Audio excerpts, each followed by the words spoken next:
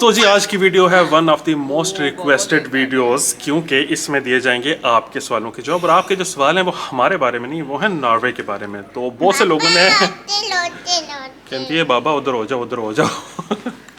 तो बहुत से सवाल आप लोगों ने किए, आज आपको जवाब देने की हम पूरी कोशिश करेंगे सही तरह से। तो आपने अगर सब्सक्राइब नहीं किया चैनल को तो फौरी तौर पे सब्सक्राइब कर लें और बेल आइकन भी ऑन कर लें। फैमिली का हिस्सा बन जाए, फिर हम आपके सवालों के जवाब देते रहेंगे। तो जल्दी से सब्सक्राइब करें।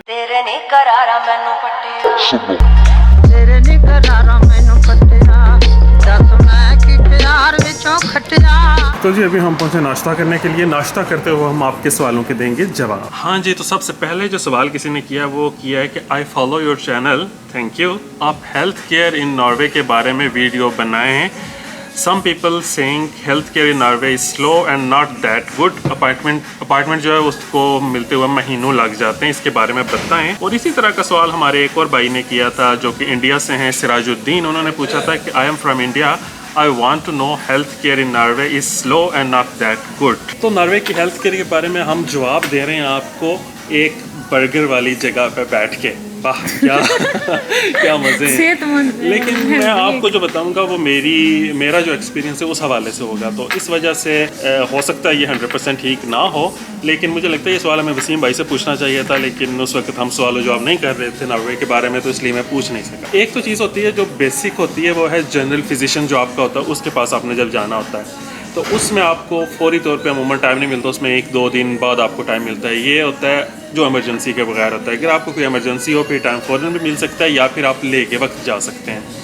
जनरल फिजिशियन जो है उसके पास आप अपना थोड़ा सा पैसे देते हैं, लेकिन आप फुल प्राइस नहीं देते। लेकिन जहाँ तक अपार्टमेंट की बात है, जो अस्पताल वगैरह में होते हैं, जिसके बारे में ये बात हो रही है कि वो स्लो हैं, या हाँ वो स्लो हो सकते हैं अगर आपको जो मसला है वो लाइफ थ्रेटनिंग नहीं है। अगर लाइफ थ्रेटनिंग कोई वजह हो, कोई ऐसा बीमारी हो या कुछ ऐसा मसला पैदा हो जाए तो फिर आपको फौरी तौर पे हेल्प मिलती है।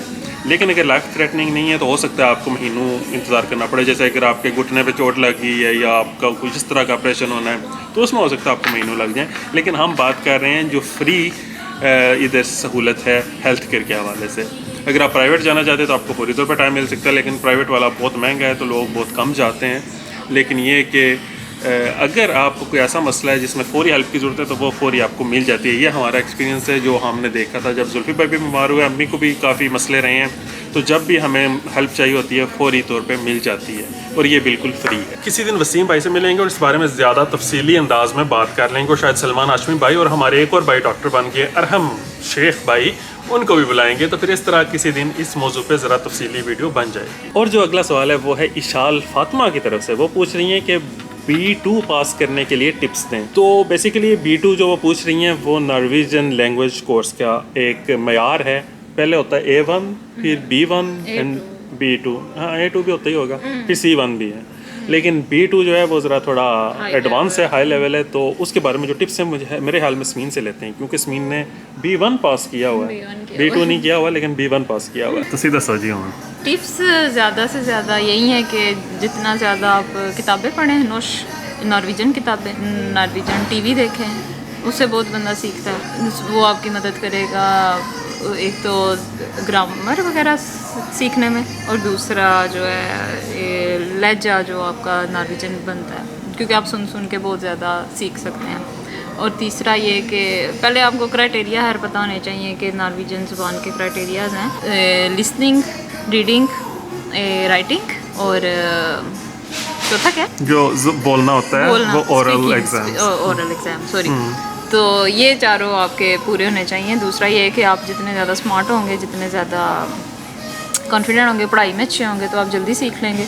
और B2 थोड़ा हाई लेवल का हो जाता है कि जब आपने मिसाल के तौर पे अगर आगे पढ़ना है, यूनिवर्सिटी वगैरह में दाखिला लेना है, तो तब उसकी बहुत ज़्यादा ज़रूरत पड़ती है, क्योंकि वो आपका जो है ना क्लियर होना चाहिए वो वाला एग्ज़ाम।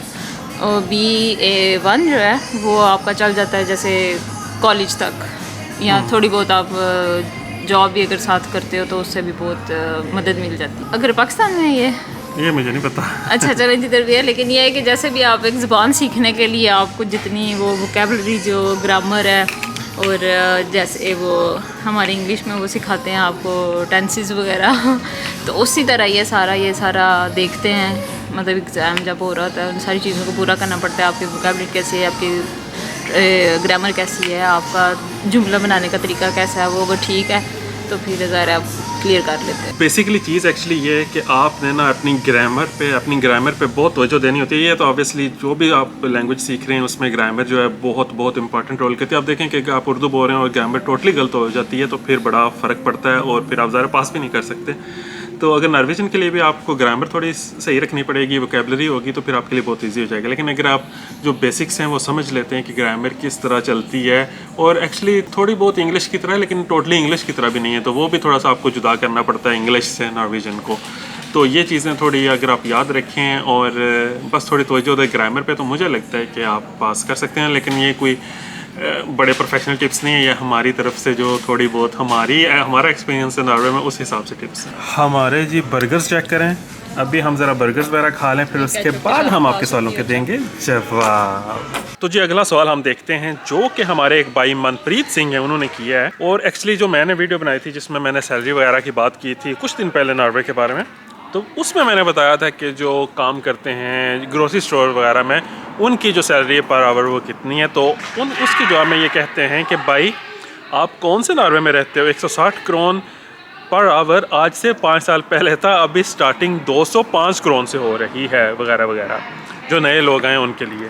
तो भाई पहली बात ये कि उस वक्त जब ऐसे मैंने बताया था वो मैंने कुछ बहुत ज़्यादा तहकीक किए बगैर बताया था वो मैंने, क्योंकि 2-3 साल पहले यही तनख्वाह चाह रही थी तो मैंने उस हिसाब से बता दिया था। दूसरा मैंने ये सोचा था कि एवरेज ये होगी, क्योंकि हर बंदा या हर दुकान या हर ग्रोसरी स्टोर पे वही तनख्वाह नहीं थी।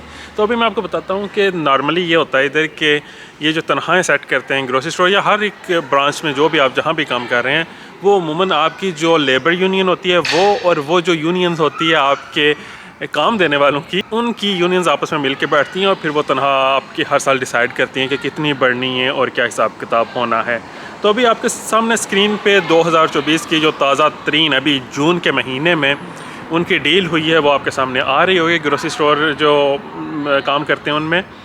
तो आप देख सकते हैं कि जो 18 साल से ऊपर के लोग हैं जो स्टार्ट करते हैं उनकी स्टार्ट जो है 179 क्रोन्स पर आवर है। और उसके बाद जैसे जैसे आप काम करते हैं तो ये तनख्वाह पड़ती है। वैसे मैंने आपको स्टार्टिंग तनख्वाह ही बताई थी, लेकिन ये सिर्फ उन स्टोर्स पे है जो के फॉलो करते हैं, इसको तारीफ कहते हैं। मतलब ये एक कॉन्ट्रैक्ट है यूनियंस के दरमियान जिसको वो ये कुछ ग्रोसरी स्टोर्स फॉलो करते हैं, लेकिन सारे नहीं करते। लेकिन कुछ स्टोर्स ऐसे भी हैं ग्रोसरी स्टोर्स जो कि ये फॉलो नहीं करते जो कॉन्ट्रैक्ट है, तो वो ज़्यादातर फ्रेंचाइज किए हुए हैं, जैसे कि जोकर यूकर जो स्टोर्स हैं वो, और इवन रेमा 1000 जो स्टोर्स हैं वो भी अक्सर ये जो कॉन्ट्रैक्ट है ये फॉलो नहीं करते। तो वहाँ जो तनख्वाह है वो 130, 140 या इसके अराउंड भी चल रही होती है। तो वो जो फ्रेंचाइज जिसने किया होता है उसकी अपनी मर्ज़ी पे होता है कि वो क्या डिसाइड करता है आपकी तनख्वाह और आप किस तनख्वाह पे एग्री होते हैं उसके साथ। तो इसलिए जो मैंने कहा था वो थोड़ा एवरेज में आ जाता है। लेकिन ये कि अगर आप किसी ऐसी दुकान पे काम कर रहे हैं ग्रोसरी स्टोर में, जैसे खूब के पास कर रहे हैं, जैसे खीवी पे कर रहे हैं, जैसे मनी वगैरह पे कर रहे हैं, तो ऐसी दुकानों पे आपकी स्टार्ट जो होगी वो 179 से होगी अगर आप अभी दुकान में काम स्टार्ट कर रहे हैं। ओके जी, नेक्स्ट क्वेश्चन है जी मुस्तनसर शहजाद एक हमारे भाई हैं, पूछते हैं सर बच्चों के स्कूल के बारे में बता दें।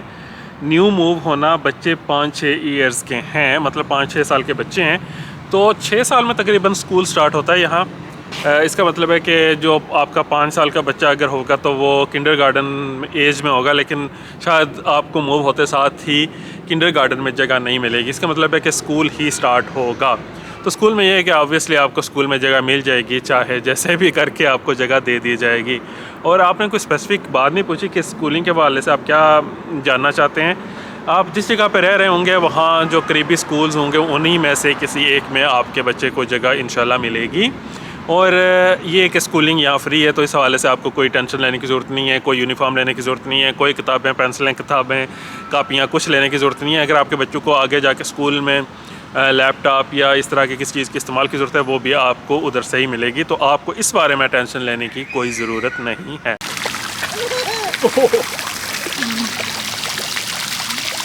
ठंडा आ रहा ठंडा। ओके जी, जो अगला सवाल है वो हमारी एक बहन ने पाकिस्तान से किया है कि यहाँ नॉर्वे में इतने कम पाकिस्तानी क्यों हैं। तो क्या कम पाकिस्तानी इसमें? मुझे नहीं पता, हमें तो लगता है काफ़ी ज़्यादा है वैसे। काफ़ी ज़्यादा है जो नॉर्वे की आबादी के हिसाब से। हाँ, तो इस वक्त मेरे ख्याल में जो पाकिस्तानी यहाँ हैं आबाद वो तकरीबन 40,000 या उससे भी शायद ज़्यादा ही हों। और नॉर्वे की जो टोटल आबादी है वो एक्चुअली अगर आप हिसाब लगाएं तो कराची, लाहौर वगैरह से भी बहुत कम है। मतलब ये कि पाकिस्तान के एक शहर की आबादी पूरे नॉर्वे की आबादी से ज़्यादा होती है। तो इस वजह से हमें तो नहीं लगता कि इतने कम है। स्पेशली अगर आप ओस्लो और गिरदोनवा के इलाकों में रहते तो यहाँ तो बहुत पाकिस्तानी है। ऑब्वियसली अगर आप दूर दराज के इलाकों में चले जाएंगे आपको ज़्यादा पाकिस्तानी नज़र नहीं आएंगे, लेकिन हमें लगता है काफ़ी, मुझे लगता है कि अभी भी शायद 1% से ज़्यादा तो पाकिस्तानी होंगे इधर। और अगर आप कंपेयर कर रहे हैं जैसे कितने पाकिस्तानी इंग्लैंड में हैं या USA में या दूसरे मुल्कों में, तो इंग्लैंड वगैरह का तो ये हिसाब है कि वहाँ तो मेरे ख्याल में तीसरी, चौथी, पाँचवीं जनरेशन चल रही है।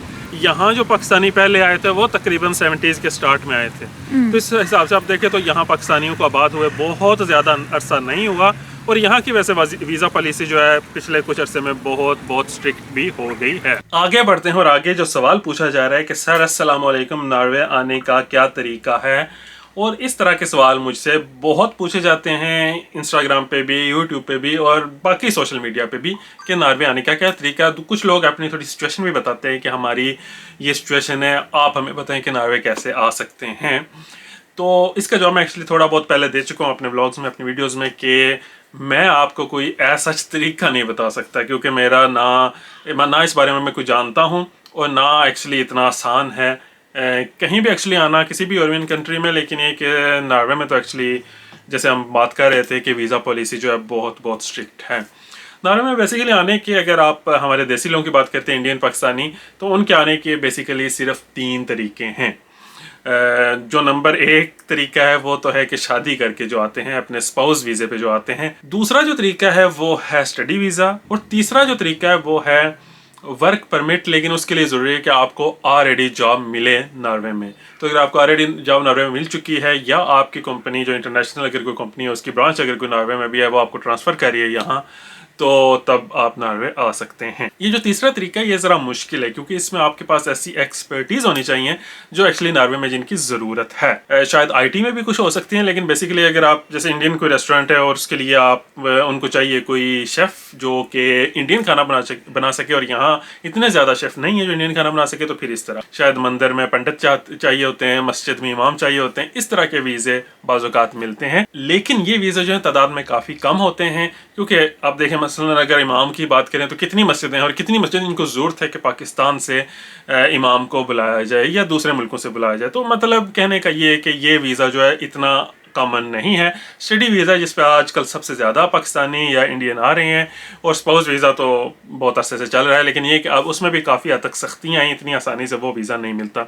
तो बेसिकली ये 3 तरीके। चौथा तरीका जो बहुत से दूसरे मुल्कों के लोग इस्तेमाल करते हैं वो असाइलम वगैरह अप्लाई करने का है, लेकिन वो ज़्यादातर उन्हीं को दिया जाता है जिनकी जान को खतरा हो और वो जंगी इलाकों से, जिन मुल्कों में जंग हो रही है वहाँ से आए हों। और एक्चुअली अब उसमें भी उन्होंने काफ़ी सख्ती की हुई है। अफ़गानिस्तान के काफ़ी लोगों को उन्होंने वापस भेजा है और इस तरह शायद इराक के लोगों को भी, हालांकि हालात वहाँ के अभी भी ठीक नहीं हैं। तो वीज़ा जो है वो मैं आपको इस बारे में ज़्यादा गाइड नहीं कर सकता, और ज़ाहिर है मैं आपको कोई भी 2 नंबर तरीका इस्तेमाल करके यहाँ आने की ना मशवरा दूँगा इस किस्म का और ना तरगीब दूंगा। तो जी हमारे एक भाई हैं मोहम्मद बिलाल, उन्होंने ये सवाल किया है कि उन्होंने सुना है कि नॉर्वे में वेरी रिच बंदा नहीं हो सकता, मतलब ये कि एक सर्टन लेवल से ज़्यादा इनकम हो तो गवर्नमेंट टैक्स वगैरह लगा देती है। वो पूछ रहे हैं कि यह बात सच है? यार अमीर होने के मामले में सवाल आप एक गरीब बंदे से पूछ रहे हैं, यार ये हमारे जज्बात का क्यों मजाक उड़ाया जा रहा है? तो किस्सा कुछ यूँ है कि मैं आपको इस बारे में इसलिए ज़्यादा नहीं बता सकता कि मेरी कोई इस बारे में एक्सपीरियंस इस बारे में नहीं है कि अमीर कैसे हुआ जा सकता है, ये कैसे लोग होते हैं। लेकिन जो आपको कॉमन सेंस और यहाँ के हालात से पता चलता है वो कुछ यूँ है कि आप अमीर ऑब्वियसली हो सकते हैं, बहुत से लोग यहाँ के अमीर हैं, लेकिन ये होता है कि आपकी जो ज़ाती आमदनी है वो जितनी ज़्यादा होती जाती है उस पर टैक्स भी थोड़ा ज़्यादा लगता है। लेकिन ये कि अगर आपका कोई काम है, आपका बिज़नेस है, उस हवाले से जो टैक्स हैं उनके बारे में रूल्स ज़रा डिफरेंट है, जो कि ज़्यादा मैं ऑब्वियसली नहीं जानता। अब मैं जानता हूँ कि जो लोग यहाँ अमीर होते हैं वो थोड़ी बहुत डंडी भी कहीं ना कहीं मारते हैं, लेकिन ये भी हो सकता है कि जैसे पाकिस्तान में हम देखते हैं कि जितना बड़ा घर बना हो, कोठी बनी हो, ज़रा उसके ऊपर माशाल्लाह लिखा, हम कहते हैं नहीं इसने हराम की कमाई से ही बनाई होगी। तो हो सकता है मुझे भी इसलिए ऐसे लग रहा हो कि जो भी अमीर होता है वो कोई डंडी मार के होता है। लेकिन ये कि अमीर लोग यहाँ पे हैं और आप अमीर हो सकते हैं, लेकिन ये कि यहाँ आपको ज़्यादा टैक्स देने पड़ेंगे। यहाँ ये कोशिश की जाती है कि सारे लोग जो हैं एक सर्टन लेवल तक रहें, ये ना हो कि मतलब कोई बहुत ज़्यादा गरीब रहे या बहुत ज़्यादा अमीर हो जाए। तो ये ज़रूर है, लेकिन ये नहीं है कि आप अमीर हो नहीं सकते, लेकिन आपको ज़्यादा स्ट्रगल, ज़्यादा मेहनत करनी पड़ेगी अमीर होने के लिए। और एक और बात है जिसकी वजह से अमीर होना थोड़ा ज़रा मुश्किल है यहाँ, कि यहाँ मार्केट बहुत छोटी है। जैसे कि हम पहले पॉपुलेशन की बात कर चुके हैं, यहाँ की आबादी बहुत थोड़ी है, आबादी थोड़ी है तो मार्केट छोटी है, मार्केट छोटी है तो फिर इतने ज़्यादा ऑप्शंस नहीं है कि आप क्या कर सकते हैं। ऑलरेडी मार्केट इतनी ज़्यादा सैचुरेटेड है, इतने ज़्यादा चीज़ें ऑलरेडी मौजूद हैं, तो इस वजह से भी थोड़ी सी मुश्किल होती है। जो नेक्स्ट क्वेश्चन है ना वो एयर कंडीशनर के बारे में। तो एयर कंडीशनर के सामने खड़ा होकर फिर मैं पढ़ता हूँ। तो जी हमारी एक बहन है अनीला सदफ, वो पूछती हैं अस्सलाम वालेकुम मंसूर भाई, नॉर्वे में गर्मी की पोजीशन अब ऐसी हुई है या कुछ साल पहले भी ऐसा था, और हम देखते हैं कि आपके यहाँ एयर कंडीशनर है। तो जी नॉर्वे में गर्मी की जो पोजीशन है वो शायद चेंज हुई है पिछले कुछ अरसे में ग्लोबल वार्मिंग की वजह से भी, लेकिन मैं थोड़ी सी चीज़ें ज़रा स्ट्रेट रखना चाहता हूँ।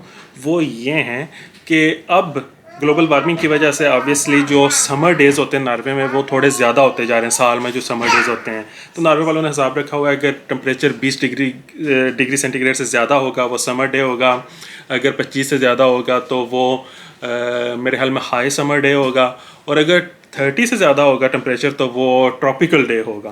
तो जो समर डेज़ हैं वो बहुत बढ़ते जा रहे हैं, बल्कि इनफैक्ट इसी मई में जो अभी मई का महीना गुजरा है उसमें मेरे ख्याल में अगर पूरे नॉर्वे में देखा जाए तो 28 दिन ऐसे थे जो 20 डिग्री सेंटीग्रेड से ज़्यादा थे। तो उस हिसाब से देखा जाए तो थोड़ा गर्मी में इजाफा हुआ है। और अगर हम अपने बचपन का सोचते, जब हम बचपन में इधर रहते थे, छोटे थे, तब हम एक अपार्टमेंट में रह रहे थे तो वहाँ हमारे पास कोई पंखा तक नहीं था। उस वक्त एक्चुअली कॉमन ही नहीं था कि इधर नॉर्वे में पंखे होंगे। पंखे हमने जाके पाकिस्तान में देखे थे। फिर हम बहुत अरसा अभी जब वापस आने के बाद भी इधर रहते रहे हैं वेस्टली, तो तब हमारे पास पंखे थे लेकिन एयर कंडीशनर नहीं था। और वैसे अभी भी मैं कम ही देखता हूँ कि अपार्टमेंट्स वगैरह में एयर कंडीशनर की ज़रूरत हो। ज़्यादातर जो एयर कंडीशनर होते हैं वो लोगों ने लगाए होते हैं घरों में, जो विलाज या घर इस टाइप के होते हैं ना, मकान जो अपार्टमेंट्स नहीं होते वहाँ लगे होते हैं। और इसका एक्चुअली तो ये वजह भी है कि ये गर्मियों में अगर ठंडी हवा देते हैं तो सर्दियों में गर्म भी करते हैं, तो सर्दियों में भी इसकी ज़रूरत होती है। तो बहुत से लोग एक्चुअली ज़्यादा सर्दियों के लिए लगवाते हैं, गर्मियों के लिए नहीं। हमारा जो थोड़ा मसला है ना वो स्पेशल है। उसकी वजह है कि हमारा जो मेन फ्लोर है जहाँ हमारा बैठने की जगह है, किचन है, हमारे ज़्यादा बेडरूम्स हैं, वो सेकंड फ्लोर है। जो हमारा पहला फ्लोर है वहाँ हम एक्चुअली नहीं होते, वहाँ सिर्फ इस वक्त अबू बकर का कमरा है। और किस्सा कुछ यूँ है कि जो सेकंड फ्लोर है ये हर वक्त सूरज की जद में होता है। हमारा मकान जिस तरह बना है तो वो उसकी साइड्स जो हैं वो बहुत लंबी हैं, तो सूरज इस साइड से निकलता है एक लंबी साइड से और फिर दूसरी लंबी साइड पे डूबता है। तो ये जो पूरा हमारा है इस वक्त बैठने की जगह, बेडरूम्स वगैरह, उधर तकरीबन या सुबह या शाम हर वक्त धूप मौजूद रहती है, जिसकी वजह से यहाँ इस फ्लोर पे गर्मी भी बहुत ज़्यादा लगती है। तो अगर इसको नॉर्वे में देखा जाए तो इसको काफ़ी अच्छी बात समझी जाती है। ये मकान के प्लस पॉइंट्स में आता है कि आपके घर में सूरज कितनी देर ठहरता है, लेकिन हमें गर्मी काफ़ी लगती है, तो इसलिए हमें ये एयर कंडीशनर वगैरह का सहारा लेना पड़ता है। और ज़्यादा दरवाजे वगैरह हम नहीं खोलते। अगर दोनों तरफ के दरवाजे वगैरह खोल दिए जाए ना, जैसे ये उधर हमारा जो टेरेस है और ये वाला टेरेस है, उसके अगर दरवाजे खोल दिए जाए तो हवा क्योंकि पूरे घर में घूम रही होती है तो बहुत अच्छा माहौल बन सकता है। लेकिन हमें ये होता है कि कीड़े मकोड़े, ये शहद की मक्खियाँ और मच्छर वगैरह ये सारे आ जाएंगे, तो इस वजह से हम नहीं खोलते। तो इस वजह से हमें एयर कंडीशनर का सहारा लेना पड़ता है। लेकिन ये कि ग्लोबल वार्मिंग इज़ रियल, और वाकई में अब गर्मी के दिन नॉर्वे में भी ज़्यादा होते जा रहे हैं। तो हमारी बहन ने एक और सवाल भी किया है, वो ये है कि आप बचपन से नॉर्वे रहे हैं, इतने में अगर आप अपनी मदर टंग ना भी बोलें तो एक्सेंट ज़रूर ख़राब हो जाता है। आपका एक्सेंट स्टिल पाकिस्तानी बल्कि पूरी फैमिली का पाकिस्तानी है, तो इसकी वजह क्या है, ये कैसे हो सकता है? तो पहली बात ये है कि बचपन हमारा यहाँ गुजरा, हम यहाँ पैदा हुए, लेकिन हम चले गए तो पाकिस्तान में हमारी स्कूलिंग हुई। तो उस स्कूलिंग की वजह से भी हमारा लहजा है जो, और हमारी जो उर्दू है वो बिल्कुल प्योर पाकिस्तानी है। लेकिन एक वजह ये सारी किताबें भी हैं जो उर्दू में हैं, जो कि तकरीबन हमने सब पढ़ी हुई। अभी ज़रा आप देख सकते हैं काफ़ी ज़्यादा चीज़ें इधर उधर पढ़ी हुई हैं। और हमारी एक बहन ने एक दफ़ा ये फरमाइश भी की थी कि हम उनको ज़रा तफसील से बताएं कि ये कौन कौन सी किताबें पढ़ी हुई हैं, तो वो हम एक दिन आपको ज़रूर बताएंगे इंशाल्लाह जल्दी। लेकिन ये कि इसकी वजह से भी हमारी उर्दू सबकी बहुत अच्छी हो जा रही है। हम घर में उर्दू या पंजाबी ही बोलते हैं, तो इस वजह से भी सारे वही लहजा अभी तक बरकरार है। और आप देखेंगे कि अभी आयरा भी जो है वो उर्दू में बातें करती है, लीना जो है वो भी उर्दू में बातें करती है, और अगर मदीना एदन आती हैं बेरगन से तो वो भी उर्दू में ही बात करती है। तो इस वजह ये है कि हम घर में उर्दू और पंजाबी बोल रहे होते हैं, तो ये वो बच्चे भी वही लहजा पिक करते हैं, और हमारी जो एक्सेंट खराब ना होने की वजह यही है कि हम घर में बोलते हैं। और जी आगे बढ़ते हैं, और नेक्स्ट क्वेश्चन जो है वो है ज़ैनब मंसूर, जो पूछती हैं हमसे कि अस्सलाम वालेकुम माय रिस्पेक्टेड ब्रदर, कैसे हैं आप? वालेकुम सलाम, अल्लाह का बिल्कुल शुक्र है। अल्लाह पाक आपको और आपकी फैमिली को बहुत सारी खुशियाँ और कामयाबियाँ दें, आमीन सुम आमीन। बहुत बहुत शुक्रिया, अल्लाह आपको भी हमेशा खुश रखे। सवाल ये है कि प्लीज़ क्या आप वीडियो नॉर्वेजियन लैंग्वेज के बारे में बना सकते हैं, यानी कि क्या प्रोसेस है, और क्या हम नॉर्वेजियन लैंग्वेज के बगैर नेशनैलिटी हासिल कर सकते हैं या नहीं, और क्या जॉब भी कंटिन्यू कर सकते हैं या नहीं, या फिर नॉर्वे से वापस आना पड़ेगा। ये वीडियो सबके लिए बहुत हेल्पफुल होगी अगर बना के अपलोड करेंगे। अल्लाह पाक आपका हामी और नासिर हो, आमीन। Thank you so much. तो बहुत बहुत शुक्रिया और आमीन सो आमीन। अब बात करते हैं नॉर्वेजियन लैंग्वेज की। तो जनाब मैं ये समझता हूँ कि अगर आप नॉर्वे में या किसी भी मुल्क में जाते हैं और आपका इरादा है वहाँ रहने का, तो फिर ये ज़रूरी है कि आप वहाँ की लैंग्वेज ज़रूर सीखें। और इसकी वजह यह भी है कि आपके लिए ज़रूरी है कम्युनिकेशन, और सबसे बेहतर कम्युनिकेशन आप उनकी नेटिव लैंग्वेज में ही कर सकते हैं, और फिर वो फील भी करेंगे कि आप हमारे सिस्टम का, हमारे मुल्क का हिस्सा हैं जो आप बनना चाहते हैं। तो फिर आपको ज़रूरी है, और ये रिस्पेक्टफुल तरीका भी है। अब इसलिए अगर पाकिस्तान में आप देखेंगे कि लोग रह रहे हैं और वो जॉब कर रहे हैं, यहाँ जॉब करने आए हैं, पैसा कमाने आए हैं, और फिर वो हमारी ज़बान के बजाय किसी और ज़बान में बातें कर रहे होंगे तो हमें अच्छा नहीं लगेगा। तो ऑब्वियसली लैंग्वेज बहुत ज़रूरी है जहाँ भी आप जाएं। हैविंग सेड दैट, आगे बढ़ते हैं कि तरीका क्या है लैंग्वेज सीखने का। तो लैंग्वेज सिखाने की सारे जिम्मेदारी जो है वो सिटी गवर्नमेंट पे होती है, यानी कि ये स्टेट जो है बराह रास्त हैंडल नहीं करता, ये सिटी गवर्नमेंट अपने अपने मुकाम पे हैंडल करती है। तो इसलिए हो सकता है सबके रूल्स थोड़े बहुत मुख्तलिफ हों, लेकिन जो नॉर्मली यहाँ स्पेशली ओस्लो में चल रहा है वो इसी तरह के आप अप्लाई करते हैं, और जब आपका नंबर आता है वो आपको बुला लेते हैं कि अब आप स्कूल जा सकते हैं नॉर्वेजियन लैंग्वेज कोर्स के लिए।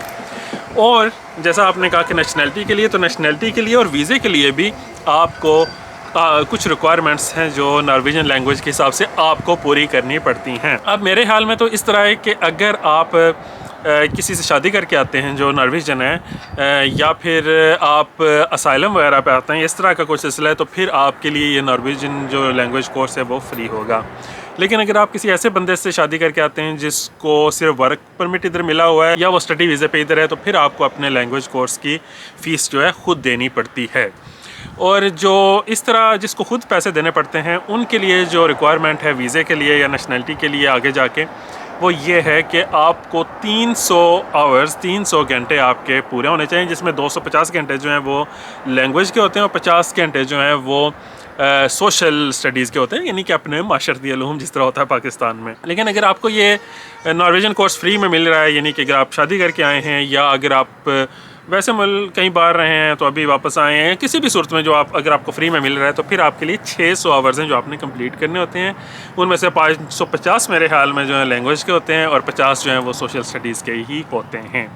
तो ये प्रोसेस है। जब हम आए थे तब ये था कि तब हर एक के लिए फ्री था, फिर बाद में उन्होंने ये पैसे वाला सिस्टम शुरू किया, और उस वक्त इतनी रिक्वायरमेंट्स भी नहीं थी कि वीज़े के लिए या नेशनैलिटी के लिए आपको इतने आवर्स लगाने हैं, इतना आवर्स नॉर्वेजियन कोर्स पे जाना है। ये भी बाद में उन्होंने शुरू किया था, और इसकी वजह भी शुरू करने की यही कि हम में से बहुत से लोग जो बाहर से आते हैं, फिर वो लैंग्वेज नहीं सीखते, और बेशक उनके पास नेशनैलिटी होती है, सारी ज़िंदगी हम यहाँ गुजार देते हैं, ज़ुबान नहीं आती, कम्युनिकेशन नहीं कर सकते, तो फिर बहुत से मसाइल पैदा होते हैं। तो इन मसाइल से बचने के लिए उन्होंने ये ज़रूरी समझा कि लैंग्वेज कोर्स जो है वो लाजमी करार दे दिया जाए। तो जी ये कोई साहिबा हैं जिन्होंने ये कमेंट किया है कि I like simple blog and you did not shy away from sharing your salary which made the vlog very educational. Norway is expensive to live in, but government support keeps all individuals happy.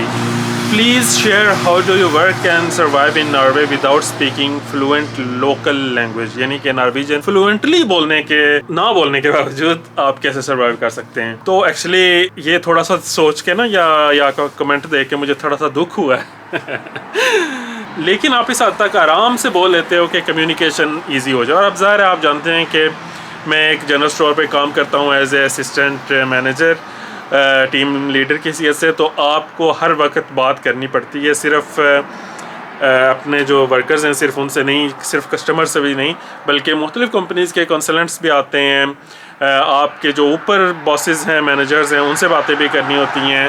फिर इसके अलावा meetings होती हैं, वहाँ भी बात करनी पड़ती है, आपको प्रेजेंटेशन करनी पड़ती है, बहुत कुछ करना पड़ता है। तो अगर आपको लैंग्वेज नहीं आती फ्लुएंटली बोलना, तो फिर आप ये सब कुछ नहीं कर सकते। और जी नेक्स्ट क्वेश्चन है सलाम मंसूर भाई, ये हमारे देसी पाकिस्तानी इटली इनका नाम है, अब मुझे रियल नेम का नहीं पता।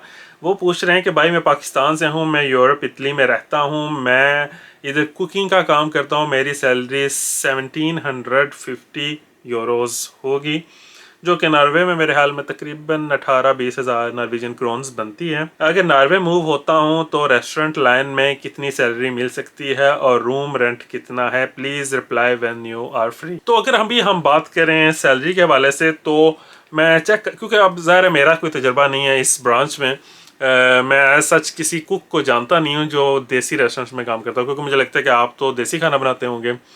अगर मैं वैसे चेक करूँ कि जो शेफ़ हैं, जो कुक हैं, जो नॉर्वेजियन रेस्टोरेंट्स में काम करते, तो उनकी एवरेज जो तनख्वाह मैं देख रहा था वो 4 लाख से 6 लाख के दरमियान है सालाना। तो ज़ाहिर आप फिर देख सकते हैं, ये मतलब गूगल करने से मुझे मिला है, मैं इसके बारे में कुछ ज़्यादा नहीं जानता। मुझे लगता नहीं कि पाकिस्तानी या देसी रेस्टोरेंट्स पे बहुत ज़्यादा तनख्वाह मिलती होगी। हो सकता है कि 1750 जो आपको वहाँ मिलते हैं उससे थोड़ी ज़्यादा मिले, लेकिन ये भी हो सकता है कि फिर यहाँ टैक्स ज़्यादा हो। मुझे नहीं पता कि अब जहाँ आप इटली में रह रहे हैं वहाँ क्या सिचुएशन है टैक्स की। और जहाँ तक रूम रेंट की बात है, तो जो रूम रेंट्स मुझे लगता है आपका मतलब है कि जहाँ बहुत से लोग या कुछ ज़्यादा 3-4 लोग मिल के रहते हैं और आपने एक कमरा किराए पे लेना है, इंस्टेड ऑफ कि आप पूरा घर या पूरा अपार्टमेंट किराए पे लें। तो ओस्लो और गिरदोनवा के इलाकों में, या जो करीबी ओस्लो के इलाके हैं, वहाँ ज़रा ज़्यादा महंगा है। अगर आप बाहर देखेंगे थोड़ा सस्ता होगा, लेकिन ये कि ओस्लो और उसके आसपास जो है तकरीबन 8 से 10 हज़ार के दरमियान आपको एक कमरा मिल रहा होता है, जहाँ सारे मिल के रह रहे होते हैं एक घर में। तो उसमें सिर्फ एक कमरा जो है वो 8 से 10 हज़ार में मिलता है। अगर आप थोड़ा सा मरकज़ से, यानी कि सेंटर जो है शहर का, वहाँ से हट के देखेंगे तो हो सकता है आपको 6 से 7 के दरमियान भी मिल जाए, लेकिन ये कि जो किराए हैं वो बहुत ज़्यादा हाई हैं। जुल्फी भाई, आप ज़रा मुझे ये बताएं कि यहाँ एक कुक या शेफ़ जो होता है रेस्टोरेंट पे, देसी रेस्टोरेंट में, उसकी क्या तनख्वाह होती होगी? ये एक बंदे ने मुझसे सवाल पूछा है, वो इटली में रहते हैं, अगर वो नॉर्वे मूव होते हैं तो उनको क्या तनख्वाह मिल सकती है? आपको कुछ आइडिया है? मेरा ख्याल है कि अगर अच्छा रेस्टोरेंट जो चला रहा होगा तो वो कम अज़ कम भी 40-45 हज़ार करोड़ तक देगा। लेकिन ये तनख्वाह वाकई बहुत अच्छी है, काफ़ी हद तक अच्छी है अगर आपको ये तनख्वाह एक देसी रेस्टोरेंट पे मिल रही हो। अगर आप इधर ये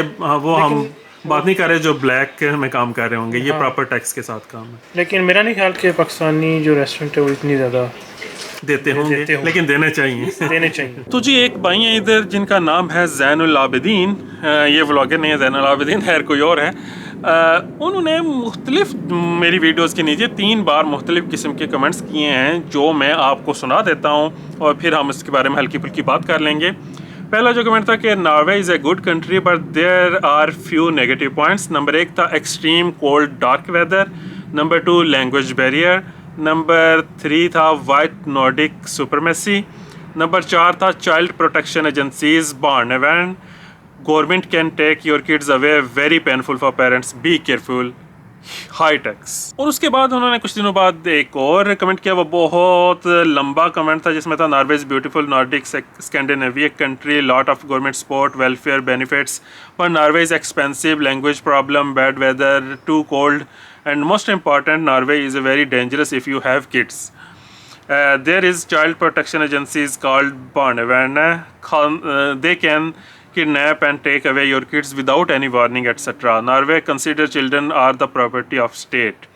They will give your child to foster care, another family. This is a hidden business. It's very painful for parents. I can suggest watch Bollywood movie Mrs. Chatterjee versus Norway, जो उनकी ये बॉलीवुड की फिल्म है, you will understand. There are so many family suffering, specially immigrants, Muslims, because Norway is blaming that parents are not able to manage kids, cultural difference, may be feeding kids with hands, father not helps mother in house work, scoldings, sleeping with kids, hygiene, if husband wife fights, etcetera. Foreigners mostly doing और jobs. Sorry मेरी English भी इतनी अच्छी नहीं है, लेकिन लिखा भी उन्होंने इसी तरह ही है। फिर एक कमेंट आया था, अस्सलाम वालेकुम sir, Norway is beautiful country but only problem is barn child protection agencies, they can kidnap and steal your kids, be careful, there are many cases, so many foreigners are victim of barbaric act. You can watch movie Mr. Chatterjee versus Norway। तो मैंने एक बार इनसे फिर पूछा था comment में ही कि आप ये सुनी सुनाई बात कर रहे हैं या आपने ये बुकता या आपने कुछ देखा, क्योंकि मुझे था कि अगर वो नॉर्वे में रहते हैं या खुद रह चुके हैं तो उनको आइडिया होगा, या वो सिर्फ सुनी सुनाई बात कर रहे हैं एक फ़िल्म की बेस पे। तो उसका जवाब उन्होंने दिया मुझे कि आप मुझे गलत साबित कर सकते हैं अगर आपको लगता है कि मेरी अजम्पशंस हैं। तो फिर मैंने कहा नहीं, मैं मतलब आपको गलत साबित करने के लिए तो नहीं बैठा, मैं तो अपना व्यू आपके सामने रख सकता हूँ जो कि अभी मैं रखने जा रहा हूँ इस सब्जेक्ट पे। पहले वो मौजू डिस्कस कर लेते हैं जो इतने ज़्यादा क्या कह सकते हैं क्रिटिकल नहीं है, यानी कि बार्नवैन या चाइल्ड प्रोटेक्शन एजेंसी वाली बात, उसको ज़रा साइड पर रखें। अभी हम बात करते हैं एक्सट्रीम वेदर की। वो अब जो भी नॉर्वे आता है उसको ऑलरेडी आइडिया होना चाहिए कि यहाँ के वेदर की सिचुएशंस क्या हैं। स्पेशली अगर आप देखते हैं अक्टूबर, नवंबर, दिसंबर, जनवरी, फरवरी, मार्च, ये 6 महीने जो हैं काफ़ी सख्त हो सकते हैं। और जो विंटर डिप्रेशन है वो भी एक रियल थिंग है, क्योंकि अगर आप अगर किसी भी वजह से ज़िंदगी में सफ़र कर रहे हैं, ऑलरेडी किसी मुश्किल में है, इकानमी की भी हो सकती है, घर की भी हो सकती है, तो ये जो वेदर कंडीशन है ना, ये आपको काफ़ी डिप्रेस कर सकता है। उसकी वजह ये कि अंधेरा बहुत रहता है। एक तो एक्सट्रीम वेदर होता है, बर्फ़ बहुत होती है, सर्दी बहुत होती है, लेकिन साथ साथ ये भी होता है कि अंधेरा ज़्यादा रहता है। अभी हम ओस्लो या गिरदोनवा के इलाकों की बात करें तो यहाँ भी तकरीबन 3 बजे शाम हो जाती है और सूरज जो है वो सुबह 8 बजे निकलता है, तो दिन जो है बहुत छोटा होता है, रात बहुत लंबी होती है। ये एक नेगेटिव चीज़ है वेदर की। लेकिन इसके मुकाबले में आपको ये भी तो मिलता है कि जैसे अभी मैं बाहर खड़ा हूँ, ये मौसम गर्मा के दिन है, तो अभी बाहर खड़ा हूँ तो 9 बज रहे हैं और अभी तक धूप आप देख रहे हैं कि मेरे चेहरे पे पड़ रही है, अभी तक सूर्य डूबा नहीं है, और ये जुलाई का महीना है इस वक्त। तो गर्मियों में बिल्कुल इसके उल्ट हो जाता है कि दिन बहुत लंबे हो जाते हैं। बल्कि नॉर्वे को तो लैंड ऑफ मिडनाइट सन भी कहा जाता है, क्योंकि ऐसे इलाके भी हैं नॉर्थ में कि जहाँ सूरज गुरूब ही नहीं होता गर्मियों में, तो बस दिन ही दिन चल रहा होता है। हमारे इलाकों में जहाँ हम रह रहे हैं ये होता है कि तकरीबन सूरज 11 साढ़े 11 बजे जाके डूबता है जून के दिनों में, और फिर जब मेरे हाल में 3-4 के आसपास फिर दोबारा से निकल आता है। तो आपके पास रात बहुत छोटी होती है, तो इसलिए जो चीज़ें हैं वो घड़ी के हिसाब से चलती हैं, सूरज के हिसाब से नहीं। और एक्सट्रीम वेदर की बात करें तो ऑब्वियसली पाकिस्तान में भी इतनी जब गर्मी होती है, ये जो महीने शुरू हो जाते हैं जब मई, जून, जुलाई, अगस्त वगैरह, तो इनमें कितनी गर्मी पड़ती है, रहना मुश्किल हो जाता है। तो एक्सट्रीम वेदर तो दोनों तरफ है। मैं जब पाकिस्तान पिछले साल गया था तो हम फरवरी के एंड में और मार्च के स्टार्ट के कुछ दिन हम लाहौर में, तो टेम्परेचर ऑलरेडी 30 डिग्री सेंटीग्रेड हो चुका था। वेदर को साइड पे किया तो दूसरा उनका कमेंट था लैंग्वेज बैरियर के बारे में। उस बारे में हम ऑलरेडी बात कर चुके हैं। वो मतलब आप किसी भी और मुल्क में जाते हैं जहाँ इंग्लिश नहीं बोली जाती, लैंग्वेज बैरियर तो है, या आपने मुल्क से निकलते हैं तो इंग्लिश भी एक लैंग्वेज बैरियर हो सकता है। अगर आपको इंग्लिश नहीं आती तो वो तो आपने खुद डिसाइड किया ना निकलना, तो ये तो आपको थोड़ा बहुत करना पड़ेगा। तीसरा उन्होंने लिखा है वाइट नॉर्डिक सुपरमेसी। मतलब ये कि फिर आप इसको इस तरह दे सकते हैं कि रेसिज्म वगैरह बहुत होगा उनके ख्याल में, और ऑब्वियसली रेसिज्म को कोई भी डिफेंड नहीं करेगा। वो है नॉर्वे में भी और यूरोपियन दूसरे कंट्रीज़ में भी है, बल्कि अभी जो लहर चल रही है उसमें थोड़ा ये बढ़ता जा रहा है। लेकिन कुछ अर्से पहले तक जो स्टेट्स वगैरह थे, जो सर्वेज वगैरह थे, वो शो करते थे कि एक्चुअली नॉर्वे में रेसिज्म बहुत सी दूसरी कंट्रीज़ के मुकाबले में काफ़ी कम था। लेकिन ये कि आप थोड़ा बहुत कहीं ना कहीं ये फील करते ही हैं। लेकिन अब हमें रहते हुए इधर सारी ज़िंदगी होगी, हमने कोई इतना बड़ा वाक़या हमारे साथ नहीं पेश आया, अल्लाह करे ना पेश आए। हमने सुना है लोगों के साथ जो छोटे मोटे वाक़यात पेश आते रहे हैं, अल्लाह साहब को महफूज रखे और हदायत दे। लेकिन ये कि अगर आप यूरोप, अमेरिका और कहीं भी जाएंगे तो ये सिचुएशंस आपको फेस करनी पड़ सकती हैं। उसके बाद बात करते हैं जी हाई टैक्सेस की। हाई टैक्सेस बहुत हाई हैं, लिविंग स्टैंडर्ड बहुत हाई है और चीज़ों की प्राइसेस बहुत ज़्यादा हैं। ये प्रॉब्लम है।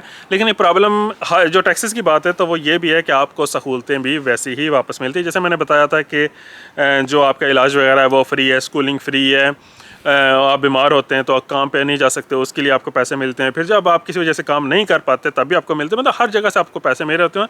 तो इसलिए जब आपको टैक्स देते हुए कोई ज़्यादा तकलीफ़ भी नहीं होती, आपको लगता है कि अगर हम दे रहे हैं तो हमें वापस भी मिल सकता है जब हमारी कोई ऐसी सिचुएशन होएगी।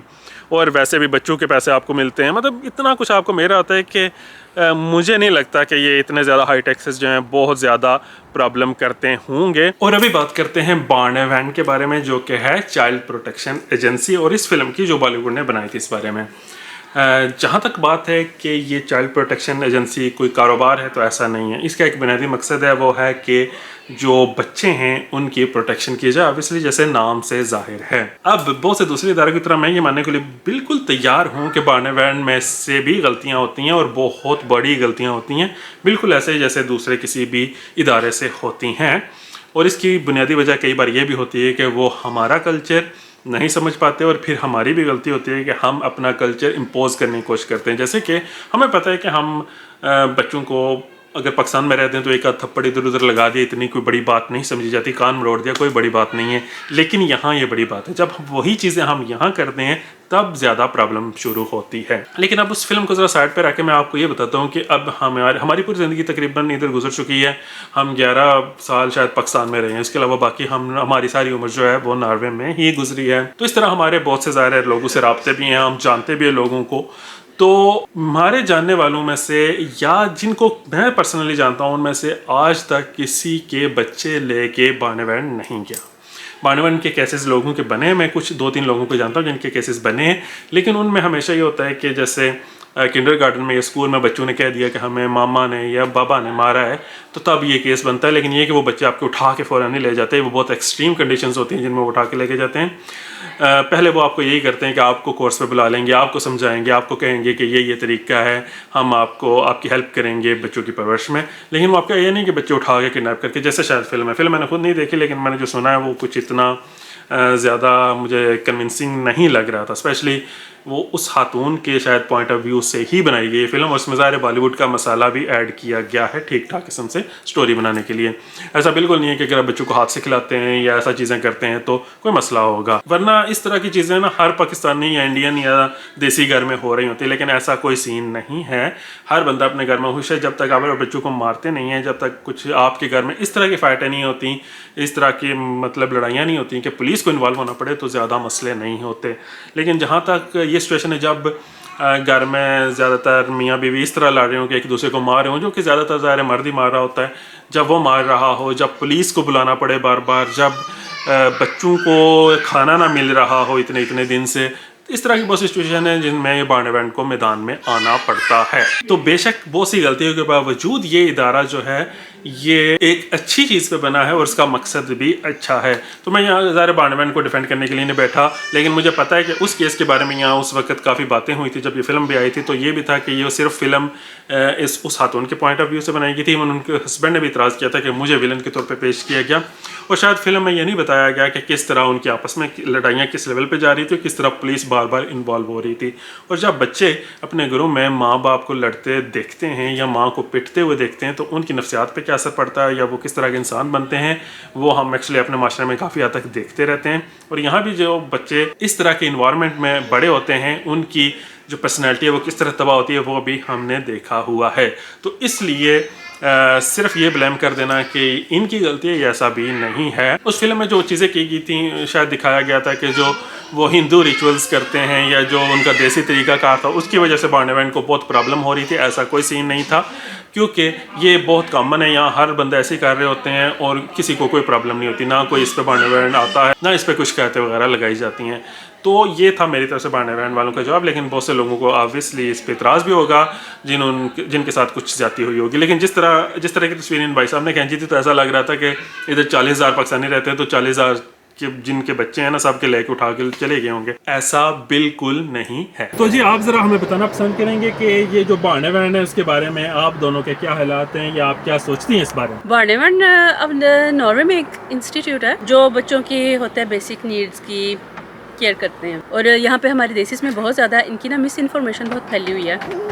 कुछ ऐसे केसेस हुए हैं कि जहाँ वाकई निगलेक्शन इनकी तरफ से हुई है, लेकिन ज़्यादा इनका काम यही है कि जो 0 से लेकर 18 साल तक के बच्चे हैं उनकी केयर वगैरह कर सके। जो वैसे मेरे ख्याल से कि जो फैमिली क्राइसिस से गुजरते हैं, हाँ, उनकी देखभाल के लिए, उनको देखने के लिए फिर जो भी हुकूमत ने रूल्स एंड रेगुलेशंस बनाए हैं उसके मुताबिक फिर वो मदद करते हैं बच्चों की, या उन फैमिलीज की, या चाइल्ड वेलफेयर सेंटर। तो आप जानते हैं ना जो फिल्म आई थी बॉलीवुड की मिस्टर चैटर्जी और नॉर्वे वर्सेस नॉर्वे, तो उसके बारे में आपका क्या हाल है? वो फिल्म सही थी? मुझे तो लगता है कि वो प्रोपेगेंडा है। शायद ना एक लेकिन एक तरफ की स्टोरी है, दोनों साइड्स की स्टोरी नहीं है, क्योंकि ऐसा यहाँ पे होता ही नहीं है कि आप बच्चे को हाथ से फीड करवाओ तो आपको ले जाए, या बच्चे को साथ सुलाओ तो वो ले जाए, ऐसा होता ही नहीं है। खुद ये जो नॉर्वेजियंस है वो खुद भी तो बच्चों को खाना खिला रहे होते हैं, साथ सुला रहे होते हैं, ऐसे ही है। तो ऐसा नहीं है। हाँ, अगर आप बच्चे को मारते पीटते हो, अगर माँ बाप में लड़ाई झगड़ा हो रहा है, अगर वो ड्रग्स वगैरह ले रहे हैं, इस टाइप की अगर चीज़ें, तो फिर जाहिर सी बात है वो बच्चा लेके जाएंगे। ओके जी, वीडियो बहुत लंबी होती जा रही है, तो आखिरी सवाल लेते हैं और इसके बाद इस वीडियो को एंड करते हैं। अगर आपके कुछ और सवाल होंगे तो आप इस कमेंट सेक्शन में ज़रूर पूछ लीजिएगा, फिर आगे कोई और वीडियो हम बना देंगे। तो हमारी बहन अनिला सदर दोबारा सवाल करती हैं कि वो शादी वाले व्लॉग में था कि जब हम घर आए थे उस वक्त तकरीबन मुझे लगता है 10:30 हो चुके थे और मैंने यहाँ टेरेस पर ही खड़े होकर वीडियो बनाई थी और उस वक्त काफ़ी रोशनी थी। तो पूछनी कि ऐसा कब तक चलता है कि इतनी देर देर तक रोशनी रहती है? तो सिचुएशन ऐसी होती है गर्मियों में कि अभी आप देखें अभी 9 बज रहे हैं, अभी सूरज नहीं डूबा और ये जुलाई का महीना है जब दोबारा से दिन छोटे होना स्टार्ट हो गए होते हैं। तो अगर मैं आज आपको बताऊं कि सूरज कब डूबा और कब चढ़ रहा है, तो सिचुएशन ऐसी है कि सूरज आज डूबेगा 10:30 बजे और सुबह 4 बजे दोबारा सूरज चढ़ जाएगा। हालांकि मतलब थोड़ा सा टाइम का फ़र्क पड़ गया, अब जो है वो दिन जो है छोटे होना शुरू हो गए हैं। जून में आपको पता है कि दिन बहुत लंबे होते हैं, 22 जून साल का सबसे लंबा दिन होता है। तो हमारे जो ओस्लो और गिरदोनवा के इलाके हैं, यहाँ सिचुएशन ऐसी है कि गर्मियों में अगर बादल ना हो, अगर आसमान साफ़ हो, तो फिर आपको रात को भी मुकम्मल अंधेरा शायद नहीं मिलता, हल्की हल्की रोशनी फिर भी रहती है। लेकिन इसी तरह अगर आपने सवाल बार का भी जिक्र किया था, सवाल बार में गर्मियों में फिर आपको बस दिन ही मिलेगा, 24 घंटे आपको रोशनी ही मिलेगी और रात आपको मिलेगी सर्दियों में। तो रात यहाँ भी काफ़ी लंबी होती है, जैसा कि मैंने इससे पहले वाले सवाल में भी जवाब दे दिया था। तो ये सिचुएशन अब आपको पता चल गई होगी। कोई भी सवाल हो आप दोबारा कमेंट सेक्शन में कर सकते हैं। उम्मीद है आपको ये वीडियो पसंद आई होगी। अगर आप चाहते हैं कि मैं इस तरह की वीडियोज़ बनाऊँ तो भी आप मुझे ज़रूर बताइएगा। इस चैनल को सब्सक्राइब करना ना भूलें। अपना बहुत ख्याल रखें, बहुत खुश रहें, हंसते रहें, मुस्कुराते रहें, जीते रहें, दूसरों को भी जीने दें। मिलते हैं अगले व्लॉग में, तब तक के लिए खुदा हाफिज़।